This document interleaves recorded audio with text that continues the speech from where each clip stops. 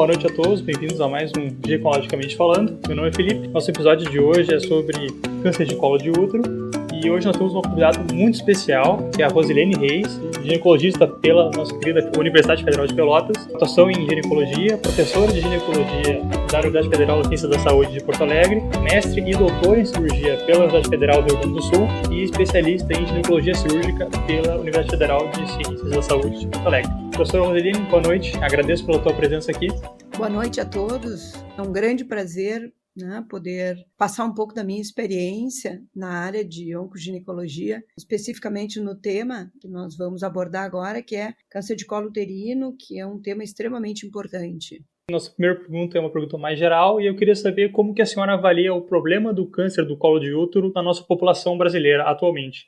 Então, Felipe, nós temos uma estimativa agora para 2021 de câncer de colo de útero de 16 a 17 mil novos casos. É um tumor muito frequente entre as mulheres. É o quarto tumor em frequência. Ele perde para tumor de pele não melanoma, depois para câncer de mama, câncer de cólon e aí então o câncer de colo de útero. Então, por essa frequência da doença, podemos observar a importância desse tema. E é extremamente importante informações como essas aqui que nós estamos dando e fazendo neste momento, é informação para a população feminina da prevenção, do diagnóstico precoce, do tentar fazer o diagnóstico mais cedo possível, onde as chances de cura dessa doença são muito altas, com tratamentos muito conservadores, evitando aquelas cirurgias maiores, que não dão à mulher condição de gestação futura. Então, essa é a importância do tema. Certo, professora, agradeço. Claro, uma coisa que as pacientes perguntam muito para a gente no ambulatório, que às vezes elas não têm conhecimento, é se é verdade que o câncer de colo é antecedido por alterações precursoras dele que ainda não seriam câncer. Queria que a gente deixasse bem claro aqui como é que se explica esse tipo de evolução das lesões. Exato, a gente chama de neoplasias intraepiteliais, que são neoplasias que a gente chama de lesões pré-câncer. São lesões que não são invasoras, não atingem os tecidos de uma forma invasiva e profundamente. Então, são lesões facilmente tratáveis com procedimentos muito conservadores. Às vezes, só tirando um fragmento do colo uterino em forma de cone, que é uma conização, a gente já resolve e preserva o restante do colo uterino, preserva o corpo do útero para essa mulher gestar. Essas neoplasias que se classificam em NIC1, NIC2 e NIC3. A 2 e a 3 são neoplasias de alto risco, essas precisam ser tratadas cirurgicamente, e a NIC1, ela pode até desaparecer espontaneamente, simplesmente com o segmento, com observação, com exames de pré-câncer e colposcopia seriados, a gente pode esperar que essa lesão desapareça. Então, a literatura fala que cerca de 80% dessas lesões no estágio 1, no grau 1, elas podem desaparecer espontaneamente pela imunidade do próprio indivíduo, pela imunidade da própria mulher. Então, existe sim essas lesões precursoras. E isso se chama diagnóstico precoce. Diagnóstico precoce é tu fazer o diagnóstico nessa fase muito antes dessa neoplasia ser invasora, dessas doenças pré-câncer. Se a gente não fizer nada, se a gente não for procurar o médico, o ginecologista, essas lesões podem progredir e, quando essa paciente tiver um sintoma, ela já pode ter uma doença mais avançada. Então, nessa questão, se a gente conseguir captar as pacientes com lesões mais precoces e com lesões precursoras, o tratamento seria mais conservador? Como é que ele seria feito? Exatamente. Quando a gente tem essas lesões precursoras, a gente trata com procedimentos cirúrgicos de ressecção local. A gente chama de conização o procedimento que tira uma fatia do colo em forma de cone. Isso porque, anatomicamente, o colo é como se fosse uma pera. Então, aquela região onde tem essa lesão precursora, ela vai ser retirada em forma de cone. Daí o nome, conização. Essas lesões precursoras serão tratadas dessa forma. Vai preservar o restante do colo e o corpo do útero para essa mulher gestar. Aquela mulher que faz o diagnóstico nesta fase da doença, ela vai conseguir, com essa cirurgia conservadora, preservar o seu útero, preservar a sua fertilidade. Então, ela não vai ter grandes comprometimentos e grandes dificuldades depois para uma futura gestação, se essa mulher é uma mulher jovem e pretende gestar.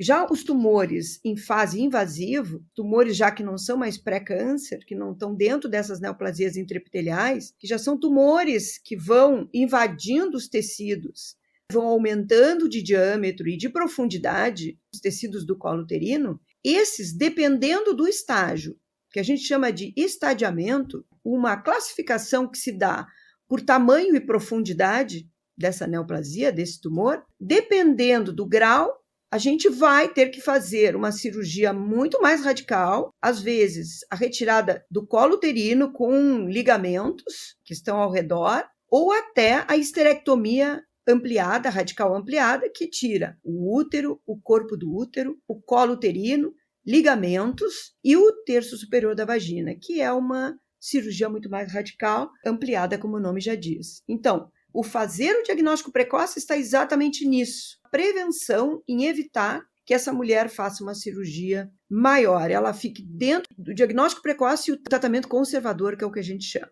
Após o tratamento dessa lesão, a paciente pode engravidar ainda, na questão das lesões intraepiteliais. Ela pode engravidar porque ela fica com o restante do colo uterino. O colo uterino, ele anatomicamente, ele é uma estrutura de 3 centímetros. A conização, ela vai retirar em torno de 1,7, 2 centímetros no máximo do colo. Ainda a gente fica com um pedaço do colo e o corpo do útero para essa mulher gestar. Esse tratamento conservador preserva a fertilidade. Essa mulher pode gestar. Uma coisa também importante de dizer que quando a doença é invasora, saiu dessa fase pré-câncer e ela é uma doença invasora, se também for feito um diagnóstico inicial, naqueles estadiamentos mais iniciais, como eu falei daquela classificação, que ainda é uma lesão bem pequena, microscópica, ainda nesse estágio, nós podemos fazer uma cirurgia que a gente chama de traquelectomia radical, aonde a gente também preserva parte do colo uterino. Tanto o tratamento das doenças pré-malignas, quanto o tratamento cirúrgico das doenças invasoras, mas iniciais, ainda esta mulher preserva parte do colo do útero e preserva o corpo do útero para uma gestação. Então, não compromete a gestação se essa mulher deseja gestar ainda, se ela não definiu a sua prole. Depois que a paciente faz a conização, ela precisa de algum acompanhamento especial na questão de medicina preventiva? Como funcionaria o acompanhamento pós-conização? Todo tratamento do câncer de colo do útero, seja em fase pré-câncer inicial ou avançada, a gente faz o que chamamos de segmento, que no inglês vem follow-up. O segmento destas mulheres, ela vai ser ambulatorial a cada 3 ou 4 meses, nos primeiros 2 anos, e depois de 2 anos, de 6 em 6 meses até completar 5, e depois de 5 anos ela passa a ser uma paciente anual. Isso se chama segmento. O que se faz neste segmento? Que exames laboratoriais a gente pede? A gente pode pedir exames laboratoriais gerais, para ver se essa mulher tem alguma anemia, uma infecção urinária, algum outro comprometimento maior, e principalmente um pré-câncer de revisão, um citopatológico, que é o exame Papa Nicolau, na revisão. Se esse citopatológico, se esse Papa Nicolau aparece com alguma alteração, então a gente faz o segundo exame, que é a colposcopia.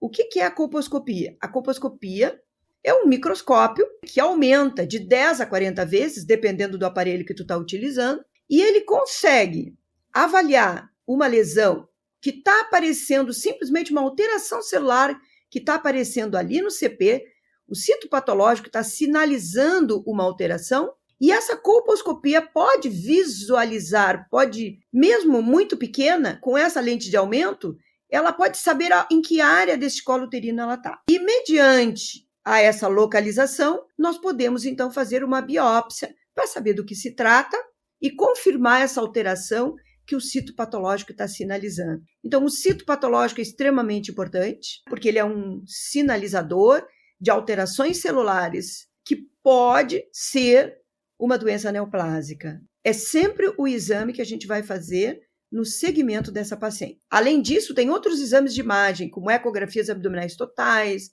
ecografia transvaginal, que a gente vai pedir na medida em que o médico acha necessário. Nos tumores mais avançados, costuma ser bem frequente. Mas nos tumores iniciais ou doenças pré-malignas, elas não são necessárias para diagnosticar o câncer. O pré-câncer faz este trabalho. E naquelas pacientes que se submeteram a tratamentos mais radicais e que a doença era mais avançada, às vezes até são necessários tomografias ou ressonância magnética para avaliar se essa paciente tem algum comprometimento, uma nova lesão que surgiu, que a gente chama de recidiva tumoral.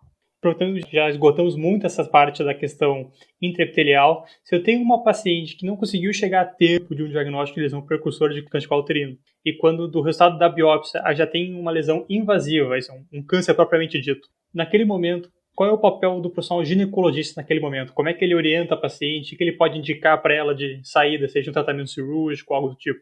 A paciente que chega com um exame alterado, seja ele de colposcopia, que já fez, ou fez um exame citopatológico com alteração, ou essa paciente, de repente, até já traz uma biópsia e tem esse diagnóstico de um carcinoma invasivo, aí nós temos que avaliar essa paciente clinicamente, através do exame ginecológico, o especular, o toque vaginal, o toque retal, utilizar muitas vezes de exames de imagem como ressonância magnética, para fazer o que a gente chama de estadiamento clínico, para saber que grau que tamanho e que invasão esse tumor tem no colo uterino. Bom, esse estadiamento feito, a gente vai propor para a paciente uma cirurgia. Então, se é um estadiamento inicial, aqueles tumores menores, essa paciente pode, se desejar ter filhos, como eu já falei, fazer uma traquelectomia, que é a retirada do colo. A radical tira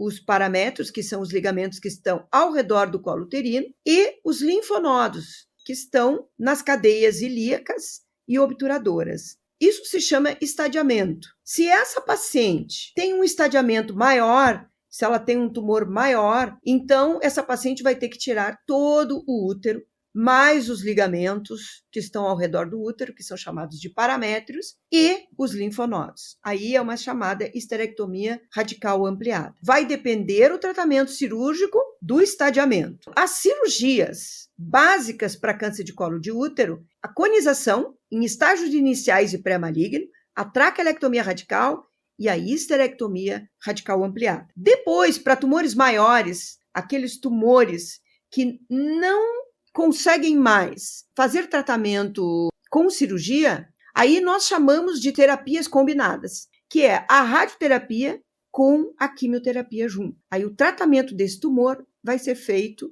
com rádio e quimioterapia. Se esse tumor volta tempo depois, que a gente chama de recidiva tumoral, aí muitas vezes nós precisamos associar outros tratamentos que são à base de anticorpos monoclonais, né? Um deles muito famoso, que é o bevacizumab, que ele é acrescentado a essa terapia rádio e químio com melhores resultados no tratamento dos pacientes. Então, aí é um paciente que volta a ter o tumor, que recidiva. Daí a importância de uma paciente com câncer de colo uterino de fazer o segmento, que foi a tua pergunta anterior. Então, por que tu faz o segmento?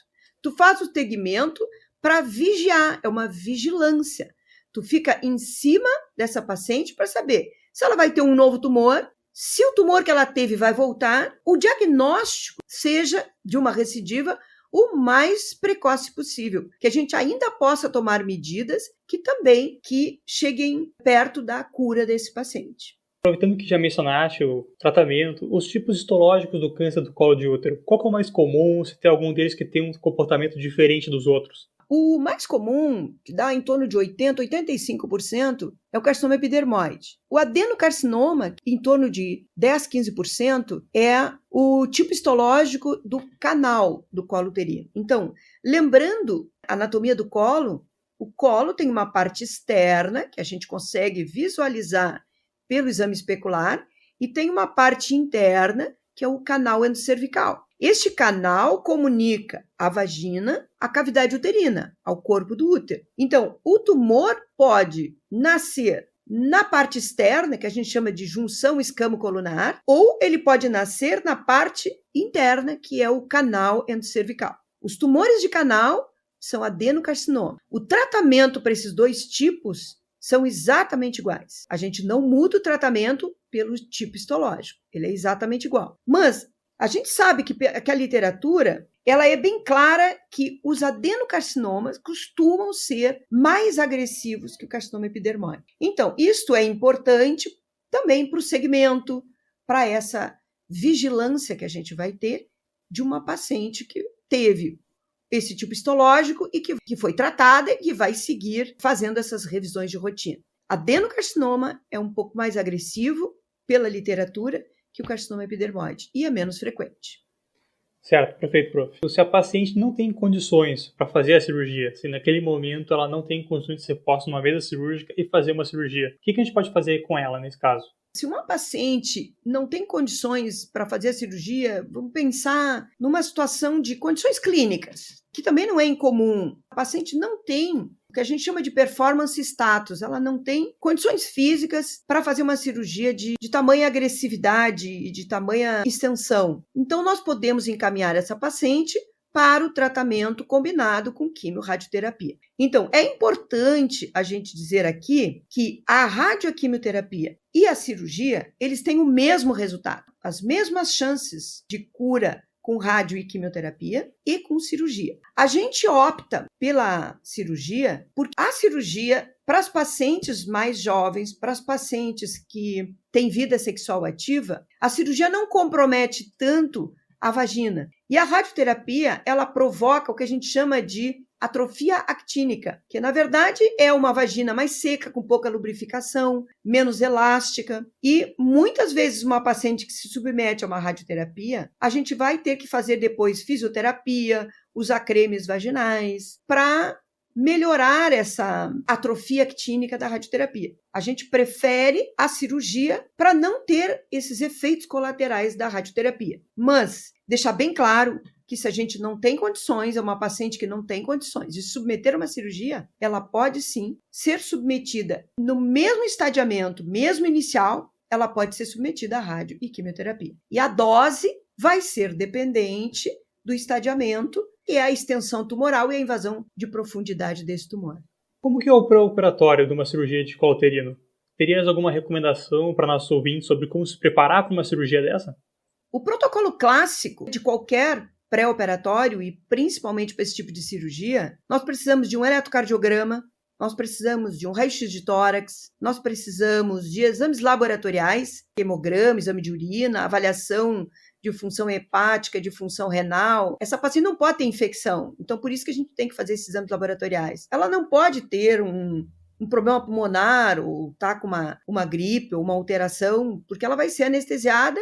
Muitas das anestesias a que se opta é a anestesia geral, então ela tem que estar com o pulmão bom. Ela tem que ter um eletrocardiograma, vai nos dar a certeza de que essa mulher está bem. Agora, para as pacientes muito jovens, a gente pode diminuir um pouco esses exames se é uma paciente rígida. Então, se é uma paciente que vai submeter só uma conização, é uma paciente que tem 20, 25 anos de idade, ela tem uma neoplasia intraepitelial daquelas não invasoras. Essa paciente de 20 anos, 22, 23 anos, ela não precisa fazer muitas vezes um eletrocardiograma ou um raio-x de tórax. Se essa paciente está bem, ela pode fazer só exames laboratoriais. Se o tumor é mais avançado, a gente vai precisar fazer um exame de imagem mais amplo, como uma tomografia computadorizada de abdômen total e pelve, ou uma tomografia de tórax, se a gente julgar necessário, ou uma ressonância magnética, para avaliar se essa mulher não tem já doença à distância, se ela não tem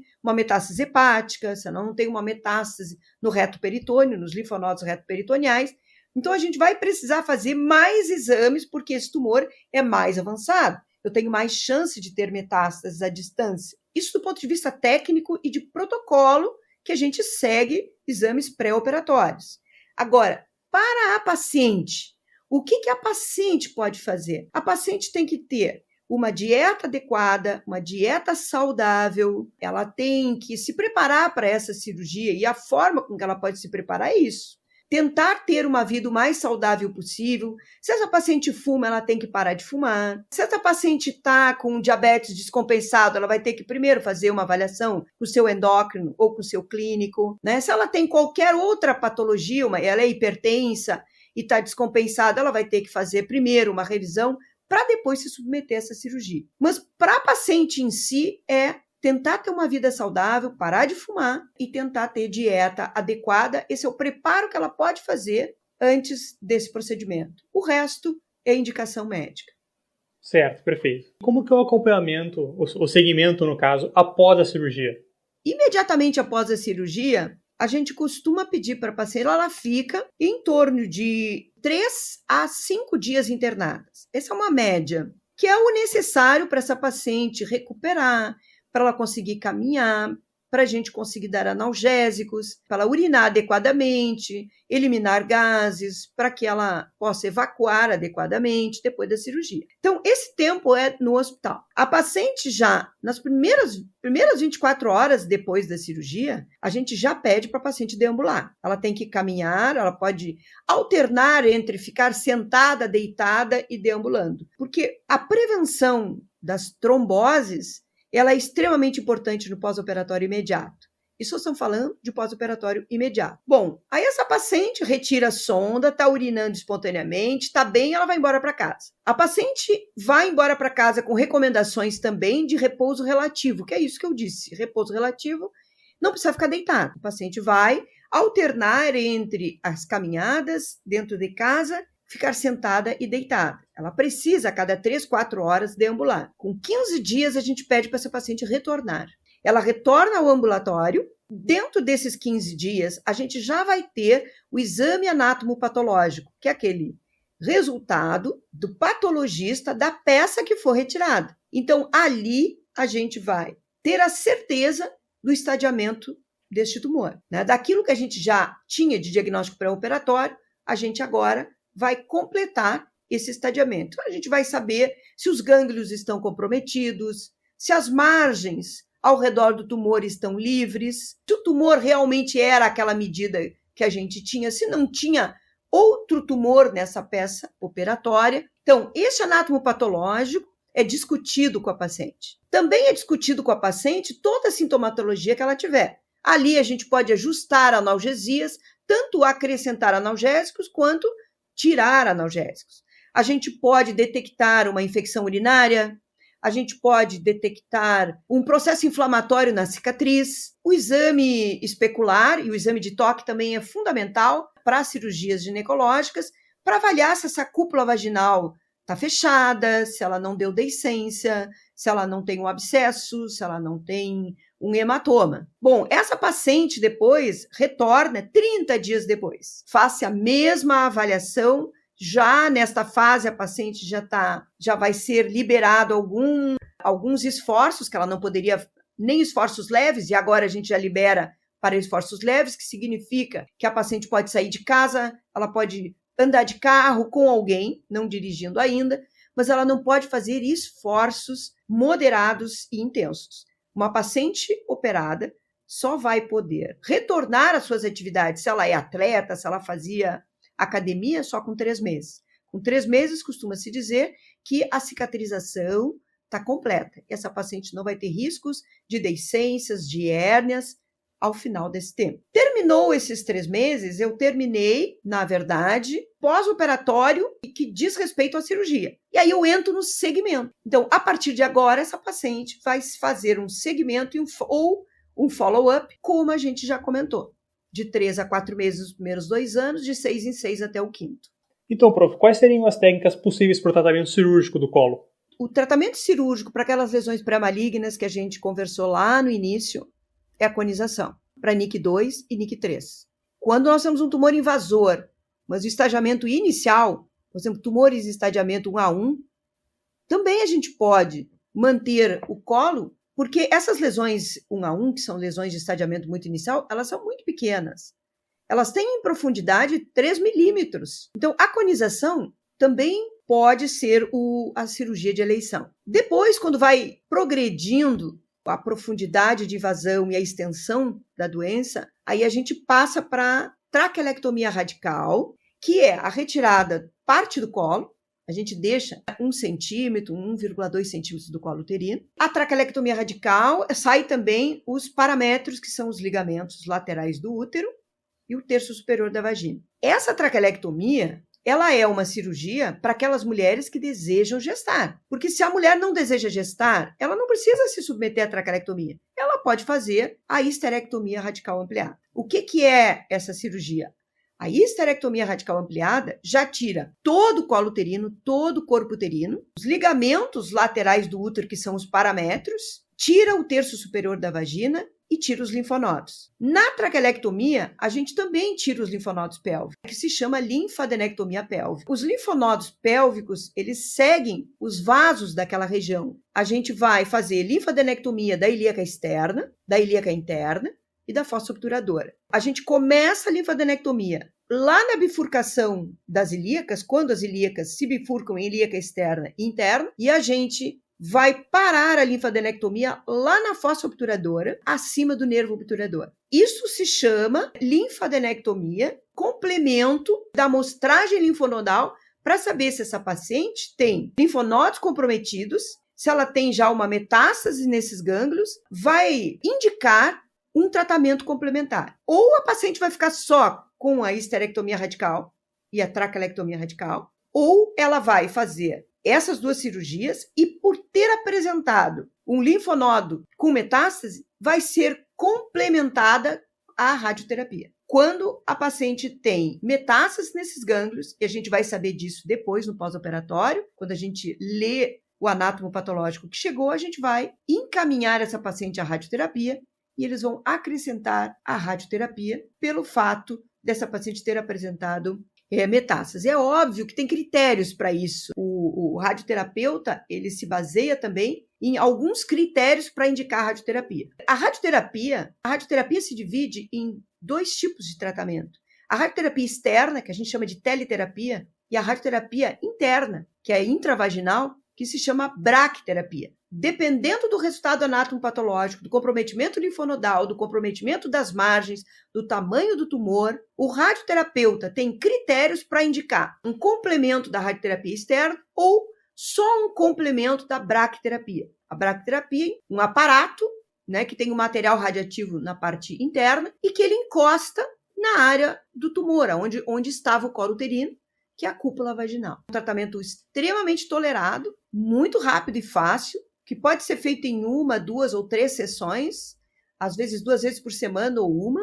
É um tratamento que muitas vezes não ultrapassa 15 dias. A paciente faz isso em nível ambulatorial e ela tem sintomas locais, às vezes, durante o tratamento, como uma cistite, uma uretrite, um pouco de diarreia, mas muito tolerado e com tratamento sintomático consegue resolver as complicações pequenas do tratamento. Certo, perfeito, professor. Agora, para a nossa última pergunta, doutora Rosilene, como considerações finais a respeito do câncer de colo uterino, teria alguma orientação que a senhora gostaria de passar para os ouvintes, pacientes e também para os acadêmicos, que alguns estão recém entrando no mundo da ginecologia no podcast agora, né? Estão recém começando a cursar a cadeira.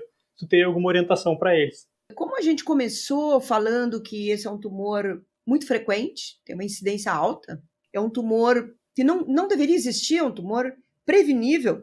A gente não deveria mais ter câncer de colo de útero em nenhum estágio. É um tumor que ele tem 3 pilares importantes para a erradicação. O primeiro são as vacinas, a vacina do HPV. O segundo pilar é o CP, o Papa Nicolau. Esse rastreamento, que é extremamente barato e fácil e acessível para todas as mulheres. E o diagnóstico precoce, que a gente bateu bastante, que foram as tuas perguntas iniciais. Então, eu deixaria como uma mensagem importante para os acadêmicos a orientação das suas pacientes, dos seus familiares e a sua própria orientação, fazer a vacina do HPV. Eu acho que isso é extremamente importante. Tu sabe que recentemente nós fizemos um levantamento, tese de TCC de uma aluna de medicina da UBRA, para mostrar quantas das nossas acadêmicas e de medicina, do 1º ao 6º ano, tinham sido vacinadas. E a surpresa é que muito pouca. Então, se nós que estamos cursando medicina, estamos na área da saúde, a gente não se preocupa com isso, então imagina a população que tem uma informação muito menor.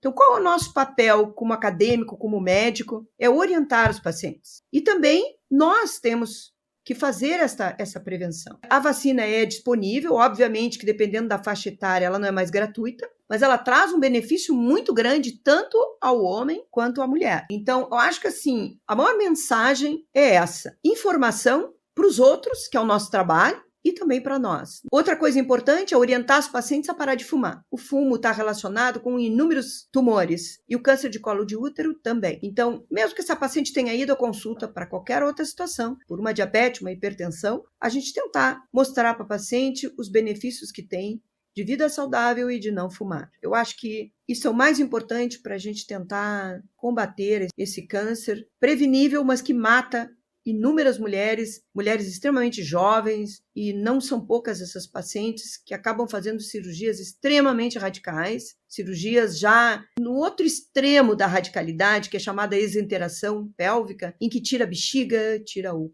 intestino, tira reto, e a paciente fica com ostomias, e são definitivas, porque a gente não consegue, depois que o tumor avança para essas estruturas, a gente não consegue mais reconstruir o trânsito intestinal ou o trânsito. Então, acho que essa maior mensagem é prevenção, né? Se cuidar, diagnóstico precoce e prevenção, antes de chegar nesses estágios tão avançados e que levam à morte dessa paciente. Para a gente ter uma ideia, os estágios iniciais, ele tem cura de 90%. Já os estágios avançados, de uma forma assim bem geral, 50% de cura. Se a gente tiver, por um azar, ter um câncer desses, então vamos ter 90% de chance de cura, e não 50% em que uma mulher vai morrer e uma mulher vai conseguir sobreviver. Perfeito, então, prof. Agradeço muitíssimo pelos teus ensinamentos nessa noite de sexta-feira no nosso podcast. Agradeço a tua presença aqui, os nossos ouvintes. Creio que é um episódio importantíssimo, assim, se eu tivesse que escolher um episódio para assistir, seria esse.